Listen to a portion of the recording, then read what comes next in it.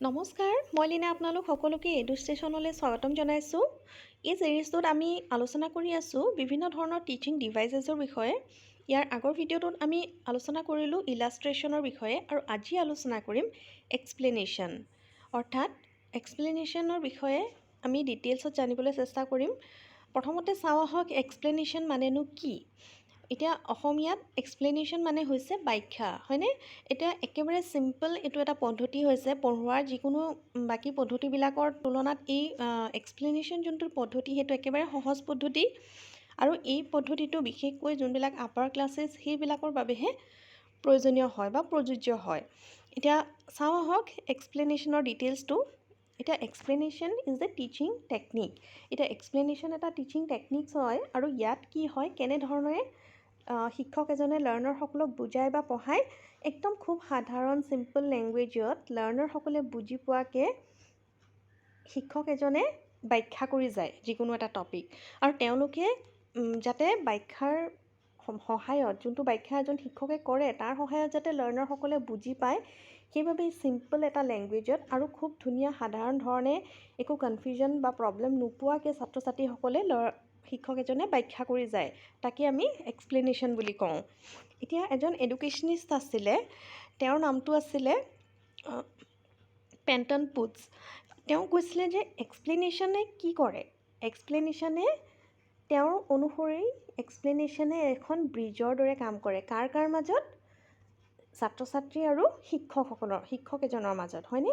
আৰু তেওঁ কি কৰে এই ব্ৰিজখনৰ দ্বাৰা কি হয় তেওঁ নলেজ ৰিভিল কৰে, অৰ্থাৎ যোনটো জ্ঞানৰ পৰিসৰ আছে সেইটো শিক্ষক এজনৰ পৰা ছাত্ৰ ছাত্ৰীসকললৈ তেওঁ ট্ৰান্সফাৰ কৰে। যোনটো নলেজ আছে সেইটো ব্ৰিজখনৰ দ্বাৰা ছাত্ৰ ছাত্ৰীসকলে এজন শিক্ষকে ট্ৰান্সফাৰ কৰে, হয়নে?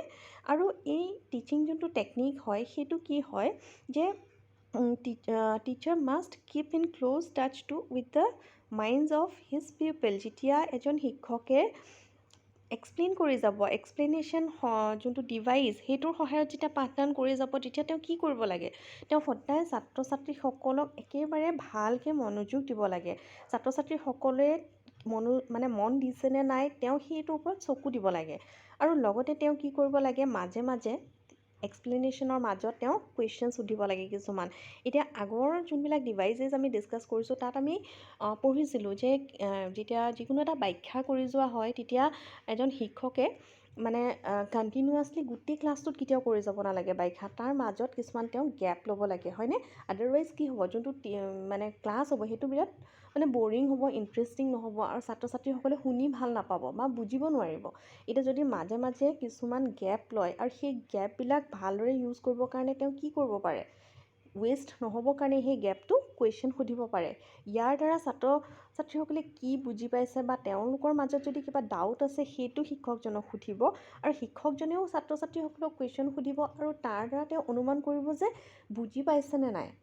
ছাত্ৰ ছাত্ৰীসকলক যে বুজালে এটা টপিক বা আধা পাৰ্ট বুজালে সেইখিনি তেওঁলোকে কিমান আয়ত্ত কৰিব পাৰিছে সেই বস্তুটো বুজিব পাৰে।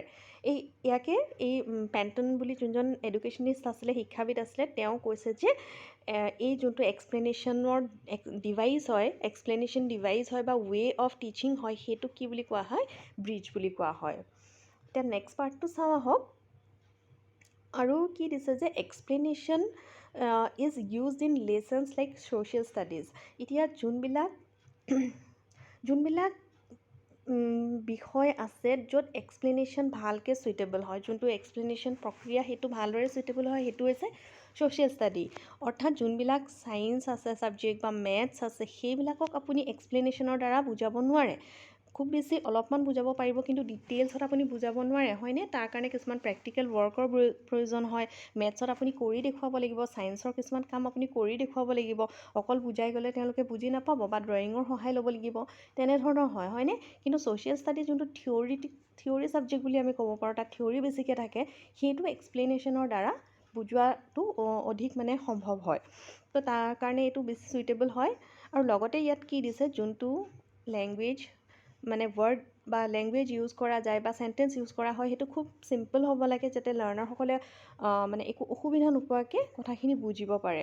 আৰু এই যোনবিলাক তেওঁ ৱৰ্ড বা চেণ্টেন্স ইউজ কৰিব সেইবিলাক যাতে শিক্ষকজনে তাৰ বাই ডিফাইনিং এণ্ড গিভিং চিননিয়ামছ এণ্টনিয়ামছ যি যোনবিলাক ৱৰ্ড ইউজ কৰিছে তাৰ মানে চিননিয়ামছ তাৰ অপ'জিট ৱৰ্ডছ বা চিমিলাৰ ৱৰ্ড আৰু কি আছে সেইবিলাকো তেওঁ ব্যৱহাৰ কৰিব পাৰে যাতে তেওঁলোকৰ ৱৰ্ড নলেজ বা ৱৰ্ডৰ কালেকশ্যনো বেছি হয় তাৰ লগে লগে তেওঁ এটা ভকেবুলেৰিও ষ্ট্ৰং কৰিব পাৰে লাৰ্ণাৰসকলৰ মাজত হয়নে যে অকল এক্সপ্লেইন কৰি ছাবজেক্টটো ৰিলেটেডটো কথাখিনি শিকিলে লগতে আৰু আন কিছুমান বিভিন্ন কথাও ছাত্ৰ ছাত্ৰীসকলে এটা এক্সপ্লেনেশ্যন ক্লাছৰ দ্বাৰা আয়ত্ব কৰিব পাৰে নেক্সট দিছে যে লিমিটেশ্যনছ এতিয়া আমি সকলোৱে জানো যে প্ৰত্যেকটো পদ্ধতিতে কিছুমান লিমিটেশ্যনছ থাকে হয়নে এতিয়া লিমিটেশ্যনছ বা সীমাবদ্ধতা বা কিছুমান ড্ৰবেক্স থাকে সেইবিলাক কি আছে চাওঁ ফাৰ্ষ্টতে দিছে যে a teacher must have the efficiency to use this techniques এতিয়া এক্সপ্লেনেশ্যন পদ্ধতিটো প্ৰয়োগ কৰিবৰ কাৰণে এজন শিক্ষকৰ দক্ষতা থাকিব লাগিব এতিয়া মানে কি হয় যোনটো টিচিং এই টেকনিক এই এক্সপ্লেনেশ্যনৰ টেকনিকটো মানে ইণ্টাৰেষ্টিং কৰিবলৈ এজন শিক্ষকৰ দক্ষতা থাকিব লাগিব সৰু সৰু ল'ৰা ছোৱালীবিলাকৰ আগত এক্সপ্লেনেশ্যন পদ্ধতিও কেতিয়াও আপুনি প্ৰয়োগ কৰিব নোৱাৰে বিশেষকৈ অকণমান ছিনিয়ৰ ক্লাছেছৰ ক্লাছ 8, 9, 10 এইবিলাক ষ্টুডেণ্টৰ কাৰণেহে এই টিচিং টেকনিকটো ইউজফুল হয় আৰু যাতে মানে এই টেকনিকটো ইণ্টাৰেষ্টিং হয় তাৰ বাবে শিক্ষকজনে মানে আগৰ পৰা প্ৰিপেয়াৰ কৰিব লাগে আৰু টিচিং যোনটো এক্সপ্লেনেশ্যন পদ্ধতি তাৰ মাজত কিছুমান তেওঁ গেপ যেনেকৈ ক'লোঁ আমি ব্ৰেক ল'ব লাগে কুৱেশ্যন সুধিব লাগে ষ্টুডেণ্টছৰ লগত কমিউনিকেট কৰিব লাগে ইণ্টাৰেক্ট কৰিব লাগে তেতিয়াহে এই টিচিং যোনটো পদ্ধতি সেইটো ইউজফুল হয় আদাৰৱাইজ নহ'লে এইটো অকণমান ষ্টুডেণ্টসকলৰ বাবে বৰিং হয় নেক্সট দিছে if the teacher does not have complete grass over the subject matter and language she cannot explain it এই বস্তুটো হৈছে যে আপুনি যদি কিবা এটা টপিকৰ ওপৰত এক্সপ্লেইন কৰিবলৈ গৈছে যে ইয়াত দিছে ছ'চিয়েলৰ ছাবজেক্টবিলাকৰ কথা যেনেকৈ জিঅ'গ্ৰাফিৰ কথাই হওক আপুনি হিষ্ট্ৰীৰ কথা ক'ব পাৰে যদি আপুনি এক্সপ্লেইন কৰিবলৈ মানে প্লেনিং কৰিছে যেন এক্সপ্লেনেশ্যনৰ দ্বাৰা মই এই ক্লাছটো ল'ম তেতিয়া কি কৰিব লাগিব আপুনি বহুত হোমৱৰ্ক কৰি যাব লাগিব কাৰণ সেই বিষয়বস্তুটো সম্পূৰ্ণ আপুনি আয়ত্ব কৰিব লাগিব যে গোটেই টপিকটোৰ ওপৰত আপোনাৰ জ্ঞানখিনি আহৰণ কৰিহে আপুনি এক্সপ্লেইন কৰিবলৈ যোৱাটো উচিত কাৰণ মানে আপোনাৰ নলেজটো নহ'লে আপুনি কিদৰে বুজাব ছাত্ৰ ছাত্ৰীসকলক হয়নে নহয় সেইকাৰণে কি হয় যেতিয়া আপুনি বুজাবলৈ যাব সেই কৌশলটো আপুনি মানে ব্যৱহাৰ কৰিব যে আপুনি প্ৰিভিয়াছকৈ আপুনি গোটেইখিনি নলেজ আপুনি গোটাই লৈছে তাৰ ছাৰাউণ্ডিংছ তাৰ ৰিলেটেড নলেজখিনি আপুনি যাতে কৰি গৈছে নেক্সট দিছে it is very difficult to determine the limit of which explanation of a topic of or word is required অৰ্থাৎ ইয়াত কি বুজাইছে যে যোনটো টপিকৰ আপুনি পঢ়াবলৈ গৈছে সেই টপিকটো ৰিলেটেড আপুনি কিখিনি বস্তু এক্সপ্লেইন কৰিব মানে তাৰ লিমিটেশ্যন কি সেই বস্তুটো আপুনি মানে অকণমান প্ৰব্লেম হয় যে আপুনি ছাপ'জ আপুনি হিষ্ট্ৰী কিবা এটা বুজাইছে বা জিঅ'গ্ৰাফীৰ আপুনি ডিফাৰেণ্ট টাইপছ অফ কণ্টিনেণ্টছৰ কথা বুজাই আছে তেতিয়া কি হয় আপুনি সেই বস্তুটো এক্সপ্লেইন কৰোঁতে যথেষ্ট বহল বিষয় হয়নে ইয়াৰ মানে পৰিসৰটো যথেষ্ট বহল আপুনি কিমানখিনিলৈকে এটা ক্লাছত বুজাব সেইটো আপুনি আগতেই ডিচাইড কৰিব লাগিব নহ'লে আপুনি কি হ'ব কৈ যাওঁতে বহুত বেছি মানে ফালৰি কাটি যোৱা দেখা যায় মানে মেইন বিষয়বস্তুটোৰ পৰা আঁতৰি বেলেগ বস্তু ইয়াত ইনক্লুড হোৱা দেখা যায় চ' সেইকাৰণে এইখিনি কিখিনি বস্তু আপুনি এক্সপ্লেইন কৰিব সেইখিনি আগতীয়াকৈ ভালদৰে আপুনি মানে ৰিভিজন কৰি যোৱা উচিত নেক্সট দিছে as explanation is based on analysis it can not bring the complete picture of the content before the student এতিয়া চাওক আমি ইয়াৰ আগৰ ভিডিঅ'টোত যেনেকৈ ইলাষ্ট্ৰেশ্যনৰ বিষয়ে পঢ়িলোঁ হয়নে যে চিত্ৰকল্পৰ বিষয়ে পঢ়িলোঁ তেতিয়া কি হয় তেনেকৈ ধৰণৰ যোনবিলাক ডিভাইচ আছে সেইবিলাক ইউজ কৰিলে ছাত্ৰ ছাত্ৰীসকলৰ আগত মানে তেওঁলোকে বুজিবলৈ আৰু বেছি সুবিধা হয় তেওঁলোকৰ অকণমান পিকচাৰটো ক্লিয়াৰ হয় কিন্তু এক্সপ্লেনেশ্যন যেতিয়া কৰা যায় এই এনালাইচিছৰ ওপৰত বেছ হয় আৰু এনে কৰিলে কি হয় যোনবিলাক মানে কনচেপ্টবিলাক কেতিয়াও ক্লিয়াৰকৈ দিয়া সম্ভৱ নহয় যোনটো টপিক আপুনি পঢ়াব গৈছে বুজাই আপুনি বুজি পাইছে ঠিক আছে কিন্তু সেই ছাত্ৰ ছাত্ৰীসকলে বুজি পাইছেনে নাই সেইটো আপুনি চিয়'ৰকৈ ক'ব নোৱাৰিব কাৰণ বুজাই থাকিলে আপুনি বুজি পোৱা যেন লাগিব পাৰে কিন্তু ছাত্ৰ ছাত্ৰীসকলে হয়তো বুজি নাপাবও পাৰে এতিয়া তেনে ক্ষেত্ৰত কি হয় কমপ্লিট মানে এটা মানে ক্লিয়াৰ পিকচাৰ এটা সেই টপিকটোৰ ওপৰত আনি দিয়াটো সম্ভৱ নহয় কেতিয়াবা নেক্সট দিছে precautions to be taken while using explanation এতিয়া কি সাৱধানতা ল'ব লাগে তো ফাৰ্ষ্টতে দিছে যে the teacher must have a clear aim or purpose of the lesson before explaining it যে যেতিয়া পঢ়াবলৈ যোৱাৰ আগতে ক্লাছটো ষ্টাৰ্ট কৰাৰ আগতে তেওঁ সদায় এক্সপ্লেইন কৰা টপিকটোৰ এইম আৰু পাৰপ'জটো ডিচাইড কৰি ল'ব লাগে যে এই টপিকটোৰ পিছত লাৰ্ণাৰসকলে কিখিনি বস্তু থাকিব বা অবজেক্টিভ কি হ'ব এই চেপ্টাৰটোৰ বা এই লেচনটোৰ অবজেক্টিভ কি হ'ব, মই এই পাঠটো এনেকৈ এক্সপ্লেইন কৰিম, তাৰ অন্তত ছাত্ৰ ছাত্ৰীসকলে কিখিনি কথা শিকিব পাৰিব, সেইখিনি তেওঁলোকৰ বাবে ইউজফুল হয় নে নহয়, আৰু তাৰ লগত কি হ'ব যে লাৰ্ণাৰসকলে বুজি পাবনে নাপায় এইটো ৱেত, যে এইটো মই এক্সপ্লেনেশ্যন ৱেটো জৰিয়তে টপিকটো পঢ়াম, কিন্তু এইটো তেওঁলোকৰ কাৰণে ইউজফুল হ'বনে নহ'ব, এই চেপ্টাৰটোৰ এইমখিনি, এই গোটেই বস্তুখিনি তেওঁ প্ৰিভিয়াছকৈ ক্লিয়াৰ কৰি ল'ব লাগে, মানে আগতীয়াকৈ তেওঁ প্লেনিং কৰি ল'ব লাগে। The teacher must present the subject matter in a logical sequence. এতিয়া যোনটো বিষয়ৰ ওপৰত পঢ়াবলৈ যাব, সেই বিষয়টো যেতিয়া মানে তেওঁলোকৰ আগত এক্সপ্লেইন কৰিব, সেইটো সদায় লজিকেল ছিকুৱেঞ্চত হ'ব লাগে, মানে যুক্তিসংগত হ'ব লাগে। আপুনি এনেই কিবাকিবি কৈ গৈছে সেনে নহয়, যে টপিকটো ৰিলেটেডো হ'ব লাগে, একুৰেট ডাটা আপুনি দাঙি ধৰিব পাৰিব লাগিব, লগতে আপুনি ছাত্ৰ ছাত্ৰীসকলক ইণ্টাৰেষ্টিং হোৱাকৈও বুজাব লাগিব, আৰু ইয়াৰ অন্তত তেওঁলোকে যাতে ভালদৰে টপিকটো বুজি পায় সেই কথাটোৰ ওপৰতো আপুনি মনোযোগ দিব লাগিব, হয়নে? চ' লজিকেল যোনটো ছিকুৱেঞ্চ আছে, যে কণ্টিনিউৱাছলি আপুনি বুজাই গৈছে ক'ৰবাৰ পৰা, যেনেকৈ মই আগত ক'লোঁ টপিকটোৰ পৰা ফালৰি কাটি গৈ কিবাকিবি কৈ আছে, তেনে কেতিয়াও হ'ব নালাগে। এইটো মানে টপিকটো ৰিলেটেড আপুনি ছিকুৱেঞ্চ ৱাইজ যোৱাটো প্ৰয়োজন। নেক্সট নম্বৰ 3 দিছে, the teacher must use easy and simple language to explain it. এতিয়া ফাৰ্ষ্টৰ আমি পইণ্টকেইটাতে দেখিছিলোঁ যে এক্সপ্লেনেশ্যন সদায় ব্যৱহাৰ কৰোঁতে, ডিভাইচটো ব্যৱহাৰ কৰোঁতে সদায় চিম্পল লেংগুৱেজ আৰু ইজি লেংগুৱেজ ব্যৱহাৰ কৰিব লাগে। সাংঘাতিক কঠিন আপুনি কিবা ধৰণে ব্যাখ্যা যদি কৰিছে, শিক্ষকসকলে ভাবিব যে লাৰ্ণাৰসকলে বুজি পাইছে, কিন্তু তেওঁলোকে বুজি নাপাবও পাৰে। তেওঁলোকৰ বয়স অনুযায়ী তেওঁলোকৰ যোনখিনি প্ৰয়োজনীয়তা আৰু তেওঁলোকৰ চাইক'লজিকেল দিশটোৰ ওপৰত মন দিহে তেওঁলোকৰ কেনেধৰণৰ লেংগুৱেজ ব্যৱহাৰ কৰিব সেইটো ডিচাইড কৰিব লাগে। আৰু সহজ আৰু সাধাৰণ অৰ্থত যেতিয়া আপুনি এক্সপ্লেইন কৰে, তেতিয়া কি হয়, যোনবিলাক উইক ষ্টুডেণ্ট আছে, মানে যোনবিলাক অকণমান শ্ল' লাৰ্ণাৰ হয়, তেওঁলোকৰ কাৰণেও উপযোগী হয়। তেওঁলোকে মানে কঠিনভাৱে এক্সপ্লেইন কৰিলে বুজি নাপাবও পাৰে, কিন্তু সহজভাৱে কৰিলে হয়তো বুজি পাব পাৰে। নেক্সট দিছে, if required the teacher can make use of the blackboard to explain difficult words or terms. এতিয়া লাৰ্ণাৰসকলক যেতিয়া পঢ়াই থাকে, এক্সপ্লেইন নৰ্মেলি অৰেল হয়নে? এক্সপ্লেনেশ্যনটো এটা অৰেল ডিভাইচ হয়, ভাৰ্বেল ডিভাইচ হয়। তো যেতিয়া বুজাই থাকে, কিন্তু কেতিয়াবা যদি প্ৰয়োজন হয়, তেতিয়া তেওঁ ব্লেকবৰ্ড ইউজ কৰিব পাৰে। ব্লেকবৰ্ডৰ সহায়ত চিত্ৰ আঁকিব পাৰে। আপুনি ধৰক বৰ্ডাৰ্ছ দেখাই আছে, ইণ্টাৰনেশ্যনেল বৰ্ডাৰ্ছ, অসম চেপ্টাৰটো ছাপ'জ কৰাই আছে, আপুনি ক্লাছ 9-10ৰ ষ্টুডেণ্ট, তেতিয়া আপুনি ইণ্টাৰনেশ্যনেল বৰ্ডাৰ্ছ দেখাই আছে বা কি বৰ্ডাৰ শ্বেয়াৰ কৰি আছে দেখাই আছে, সেই তেনেকুৱা ক্ষেত্ৰত আপুনি কি কৰিব পাৰে, মেপখন আপুনি ড্ৰ কৰি দেখাব পাৰে ব্লেকবৰ্ডত, হয়নে? এতিয়া আপুনি ব্লেকবৰ্ডৰ ইউজ কৰি কি হয়, তেতিয়া তেওঁলোকে বুজোৱাতকৈ যেতিয়া ছবিটো আপুনি আঁকি দিব বা কিবা ডায়েগ্ৰাম এটা আঁকি দিব, তেতিয়া তেওঁলোকৰ কাৰণে বুজিবলৈ সহজ হ'ব। লগতে যদি আপুনি বেলেগ কিবা টপিকো কৰাই আছে, তেতিয়া চিত্ৰ তাৰ লগত ৰিলেটেড যিকোনো এটা ছবি যদি আঁকি দিয়ে, তেতিয়া লাৰ্ণাৰসকলৰ মানে অকণমান কনচেপ্টটো ক্লিয়াৰ হোৱাত সুবিধা হয়। নেক্সট দিছে, the teacher must make use of examples, comparison and also' pictorial illustration as a pictures, models, diagram. এতিয়া এক্সপ্লেনেশ্যন যোনটো তাৰ মাজত যোনটো ইলাষ্ট্ৰেশ্যন ডিভাইচ, সেইটোও তেওঁলোকে ইউজ কৰিব পাৰে। বিভিন্ন ধৰণৰ মডেলছ ইউজ কৰিব পাৰে, পিকচাৰ ইউজ কৰিব পাৰে, লগতে কম্পেৰিজন কৰিব পাৰে, আৰু লগতে কি কৰিব পাৰে, তেওঁলোকে বিভিন্ন ধৰণৰ টপিকবিলাক ৰিলেটেড তেওঁ বিভিন্ন চিত্ৰকল্প, যেনেকৈ ইয়াৰ আগৰ আমি ভিডিঅ'টো ডিছকাছ কৰিছিলোঁ, তেওঁ কিছুমান এপাৰেটাছ ইউজ কৰিব পাৰে, মডেলছ ইউজ কৰিব পাৰে, হয়নে? ইয়াৰ দ্বাৰা ক্লাছটো ইণ্টাৰেষ্টিং হয়, লগতে লাৰ্ণাৰসকলে বুজিবলৈ অধিক সুবিধা পায়। অকল এক্সপ্লেনেশ্যন কৰিলে যোনবোৰ কথা বুজি নাপাব পাৰে, তাৰ ঠাইত যদি আপুনি পিকচাৰ্ছ, মডেলছ ইউজ কৰে, তেতিয়া তেওঁলোকে আৰু অলপমান ভালদৰে বুজিব পাৰিব। নেক্সট নম্বৰ 6টো দিছে, the teacher in between his her explanation must keep on asking questions to the students. এইটো কথা আগতো আমি কৈছোঁ যে তেওঁ মাজে মাজে ব্ৰেক ল'ব লাগে, গেপ এটা ল'ব লাগে, এক্সপ্লেনেশ্যনটো কণ্টিনিউ কেতিয়াও সম্পূৰ্ণ ক্লাছটোত কৰিব নালাগে।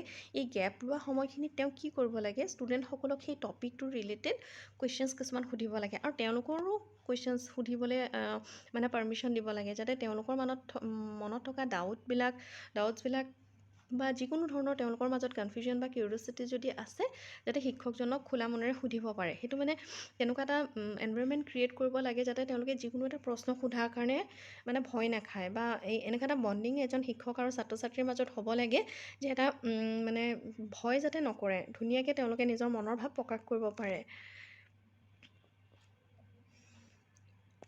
নেক্সট দিছে At the end of the lesson, the teacher must give a summary of the whole lesson. এতিয়া suppose আপুনি এটা চেপ্টাৰ কৰাই আছে চেপ্টাৰটো কৰাই থাকোঁতে আপুনি সেই চেপ্টাৰটোত হয়তো কেইবাটাও পেজ থাকিব পাৰে হয়নে 10টা পেজ থাকিব পাৰে 15টা পেজ থাকিব পাৰে তেনে ক্ষেত্ৰত আপুনি একেটা ক্লাছতেতো কেতিয়াও কমপ্লিট কৰিব নোৱাৰে বা আপুনি 2-3টা ক্লাছ ল'ব লাগিব হয়নে নহয় এই ক্লাছ লোৱাৰ অন্তত সদায় এটা সামাৰি প্ৰদান কৰিব লাগে সাপোজ আপুনি 3 দিন ডিফাৰেণ্ট ডেজত আপুনি ক্লাছটো লৈ কমপ্লিট কৰিলে তো সেই কমপ্লিট কৰাৰ পিছত 4 নম্বৰ দিনটোত আপুনি কি কৰিব গোটেই চেপ্টাৰটোৰ এটা সামাৰি বা এটা হোল মানে এটা চমুকৈ সেই লেসনটোৰ কি বুজিলে কি শিকিলে সেইখিনি ছাত্ৰ ছাত্ৰীসকলৰ মাজত ডিসকাস কৰিব লগতে কি কৰিব তেওঁলোকৰ দ্বাৰা তেওঁলোকক কুৱেশ্যন সুধিব তেওঁলোকৰ দ্বাৰাও কুৱেশ্যন সোধাৰ সুযোগ দিব আৰু তাৰ অন্তত যদি আপুনি দেখে যে ছাত্ৰ ছাত্ৰীসকলে বুজি পোৱা নাই তেনে ক্ষেত্ৰত আপুনি আকৌ এবাৰ চেপ্টাৰটো ৰিভিজন কৰিব পাৰে Next is the teacher must use the technique keeping in mind the level of the students. এই কথাটো প্ৰত্যেকটো ডিভাইচৰ ক্ষেত্ৰতে উপযোগী যে যেতিয়া আপুনি লেসন প্লান এটা কৰিব যিকোনো এটা ডিভাইচ ইউজ কৰিম বুলি ভাবিব ইউজ কৰাৰ আগতেই আপুনি ছাত্ৰ ছাত্ৰীসকলৰ বয়স আৰু তেওঁলোকৰ প্ৰয়োজনীয়তাটো মনত ৰাখিব লাগিব তেওঁলোকৰ লেভেল অনুযায়ীহে আপুনি এক্সপ্লেনেশ্যন এটা প্ৰিপেয়াৰ কৰিব যিকোনো এটা টিচিং ডিভাইচ ইউজ কৰিব বা ইলাষ্ট্ৰেশ্যন এটা ইউজ কৰিব যিকোনো ধৰণৰ মডেলছ যেতিয়া ইউজ কৰে তেতিয়াও আপুনি সেই কথাটো মন দিয়া উচিত যে তেওঁলোকৰ বয়স কিমান তেওঁলোকৰ প্ৰয়োজনীয়তা কি আৰু কেনেধৰণে কৰিলে তেওঁলোকৰ বাবে আকৰ্ষণীয় হ'ব বা ইণ্টাৰেষ্টিং হ'ব সেই বস্তুটো সদায় শিক্ষক এজনে মনত ৰখা উচিত Next, this the teacher must not keep on the stretching explanation. This will make the teaching boring. এতিয়া দিছে যে টিচিং যোনটো টেকনিক এক্সপ্লেনেশ্যনৰ সেই এক্সপ্লেনেশ্যনত ষ্ট্ৰেচিং কৰি থাকিব নালাগে অৰ্থাৎ একেখিনি কথাকে ৰিপিট কৰি থাকিব নালাগে এতিয়া আপুনি পঢ়ালে পইণ্ট ৱাইজ আপুনি যদি পঢ়াই গৈছে বা টপিকটো ৰিলেটেড আপুনি পিকচাৰ্ছ দেখুৱাইছে মডেলছ দেখুৱাইছে কুৱেশ্যন সুধিছে আকৌ এক্সপ্লেইন কৰিছে নেক্সট পাৰ্টটো তেনেকৈ আপুনি মানে কমপ্লিট কৰি দিয়া উচিত আদাৰৱাইজ নহ'লে কি হয় টিচিং যোনটো প্ৰচেছ সেইটো বৰিং হয় এতিয়া নাম্বাৰ 10 দিছে the teacher must only explain the things which the students fail to understand on their own আচ্ছা ঠিক আছে তো এইটো ডেট কি দিছে যে ছাত্ৰ ছাত্ৰীসকলে মানে এটা চেপ্টাৰত যিমানকেইটা ধৰক পেৰাগ্ৰাফ আছে প্ৰত্যেকটো পেৰাগ্ৰাফ সাংঘাতিকভাৱে কঠিন নহ'ব পাৰে কিছুমান ফাৰ্ষ্টৰ ইন্ট্ৰডাকশ্যন পাৰ্টটো অকণমান সহজ হ'ব পাৰে বা মাজৰ পাৰ্টখিনি অকণমান কঠিন হ'ব পাৰে এতিয়া টিচাৰ এজনে যেতিয়া এক্সপ্লেইন কৰে তেতিয়া কি কৰিব পাৰে তেওঁ যোনখিনি পাৰ্ট আটাইতকৈ কঠিন পাৰ্ট বা যোনখিনি ছাত্ৰ ছাত্ৰীসকলে বুজিব পৰা নাই সেই পাৰ্টখিনি তেওঁ বুজাই দিব লাগে ভালদৰে এতিয়া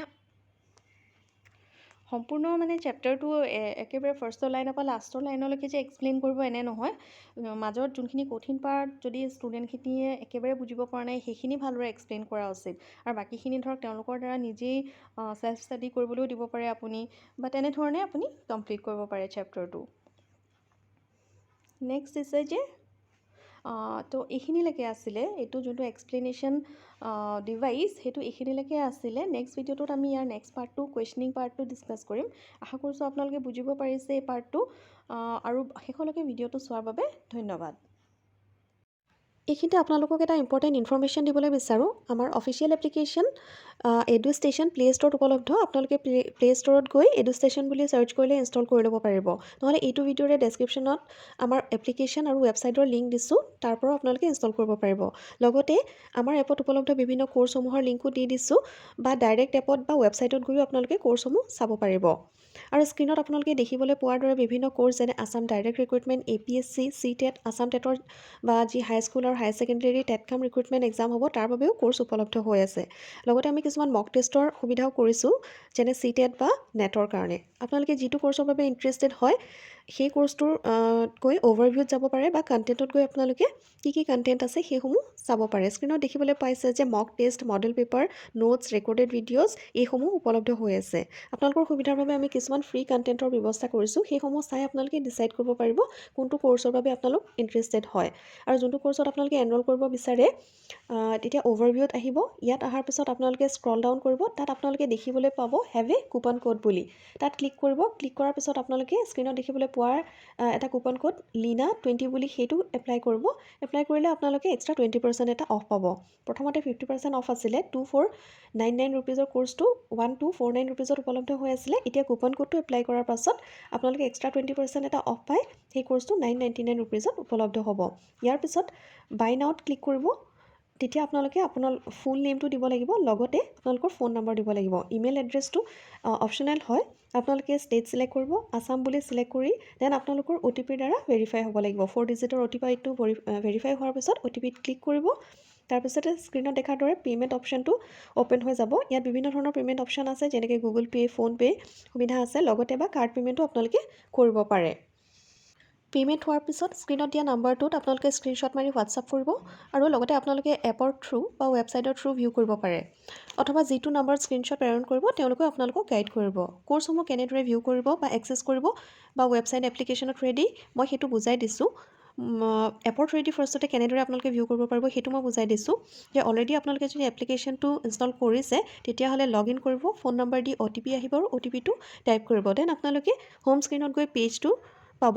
দেন প্ৰফাইলত ক্লিক কৰিব আৰু ৰাইট ছাইডত দেখুৱাৰ দৰে প্ৰফাইলত ক্লিক কৰিব। তাৰপিছত আপোনালোকে কোৰ্চটোত ক্লিক কৰি আপোনালোকে যিটো কোৰ্চত এনৰোল কৰিছে বা যি 2-3টা কোৰ্চত এনৰোল কৰিছে সেইসমূহ দেখিবলৈ পাব। সেইকেইটা কোৰ্চত আণ্ডাৰত আহিব। দেন আপোনালোকে সেই কোৰ্চটোত চিলেক্ট কৰিব। দেন কণ্টেণ্টত গৈ মক টেষ্টসমূহ দিব পাৰিব বা ৰেকৰ্ডেড ভিডিঅ'সমূহ চাব পাৰিব বা নোটছসমূহ আপোনালোকে চাব পাৰিব। এনৰোল কৰাৰ পিছত এপ আৰু ৱেবছাইটত ফুল কণ্টেণ্ট আনলক হৈ যাব। মই ইয়াত এপৰ থ্ৰুৱেদি কোৰ্চটো কেনেদৰে এক্সেছ কৰিব পাৰে সেইটো বুজাই দিলোঁ। অলৰেডি মই এটা হোৱাটছআপ নম্বৰ মেনশ্যন কৰিছিলোঁ, সেইটোত আপোনালোকে কিবা অসুবিধা পালে হোৱাটছআপ কৰিব পাৰে আৰু তেওঁলোকে আপোনালোকক ভালদৰে গাইড কৰি দিব। ইয়াৰ বাহিৰেও যদি আপোনালোকে কিবা অসুবিধা পায় এই নাম্বাৰটোতে হোৱাটছআপ কৰিব পাৰিব।